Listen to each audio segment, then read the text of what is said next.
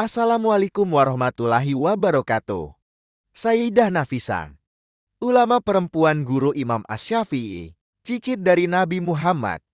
Ia juga seorang ilmuwan terkemuka di masanya, sehingga Imam Syafi'i pun berguru padanya. Sayyidah Nafisah 145 Hijriah 208 Hijriah. Sejak kecil, Sayyidah Nafisah sudah hafal Al-Quran dan setiap selesai membaca Al-Quran beliau selalu berdoa, "Ya Allah, mudahkanlah aku untuk berziarah ke makam Nabi Ibrahim." Ia memahami bahwa Nabi Ibrahim adalah bapak monoteisme sejati, sekaligus bapak Nabi Muhammad lewat jalur Nabi Ismail yang notaben keturunan Nabi Ibrahim.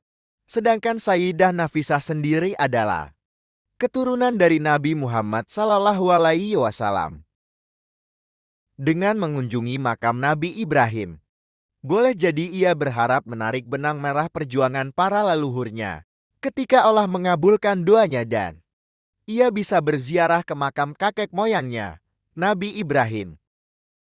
Ketika ia berusia 44 tahun, ia tiba di Kairo pada 26 Ramadan 193 Hijriah.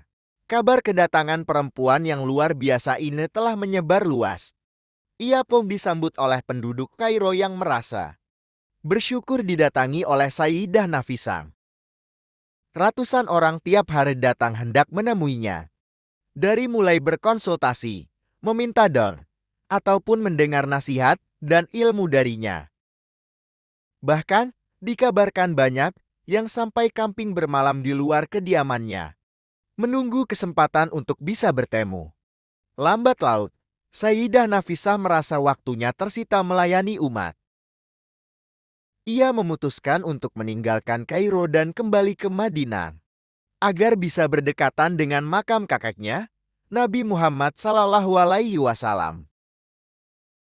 Tapi, penduduk Kairo keberatan dan memelas agar Sayyidah Nafisah membatalkan keputusannya untuk mudik ke Madinah. Gubernur Mesir turun tangan. Ia melobi Sayyidah Nafisah untuk bertahan di Kairo. Gubernur menyediakan tempat yang lebih besar baginya, sehingga kediamannya bisa menampung umat lebih banyak. Gubernur juga menyarankan agar ia menerima umat hanya pada hari Rabu dan Sabtu saja. Di luar waktu itu, ia bisa kembali berhalwat beribadah. Gubernur menunggu beberapa saat, sementara Sayyidah Nafisah terlihat diam, menunggu petunjuk Allah. Akhirnya, setelah mendapat izinnya, ia pun menerima tawaran gubernur dan memutuskan tinggal di Kairo sampai ajal menjemputnya.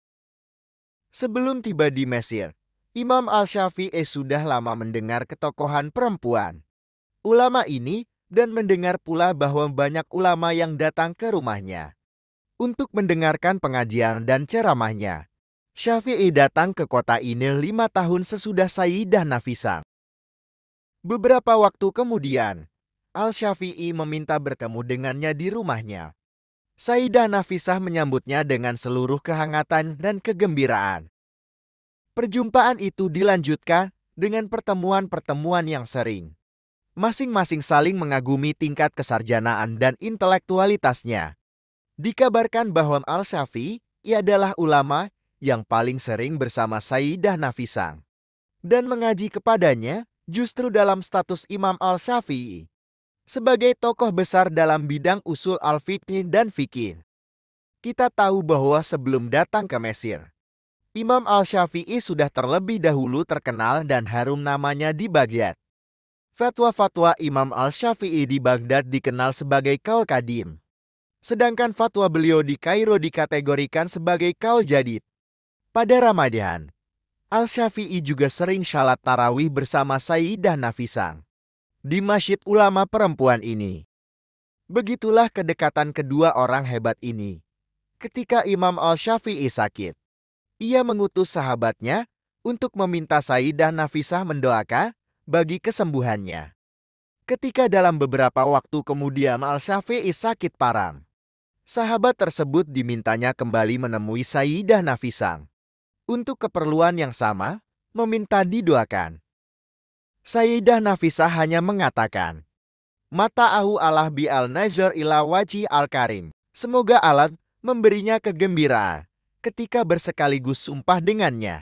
Mendengar ucapan sahabat gurunya itu, Al-Syafi'i segera paham bahwa waktunya sudah akan tiba. Al-Imam kemudian berwasiat kepada murid utamanya, Al-Buaiti, meminta agar Sayyidah Nafisah menyalati jenazahnya jika kelak dirinya wafat. Ketika Al-Syafi'i kemudian wafat, jenazahnya dibawa ke rumah sang ulama perempuan tersebut untuk disyalatkan.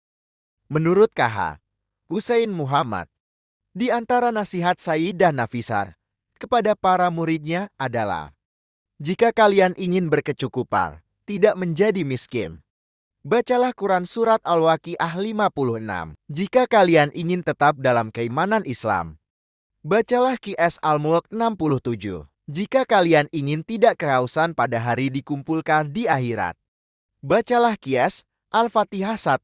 Jika kalian ingin minum air telaga Nabi di akhirat, MAKA, bacalah Qiyas Al-Kautsar 108. Sayyidah Nafisah adalah fakta sejarah bahwa seorang perempuan bisa menjadi seorang ulama tersohor, bahkan menjadi guru bagi seorang Imam Syafi'i. Kita merindukan munculnya Sayyidah Nafisah berikutnya di dunia Islam. Itu saja yang bisa kami sampaikan, selebihnya wallahu a'lam bishawab. Wassalamualaikum warahmatullahi wabarakatuh.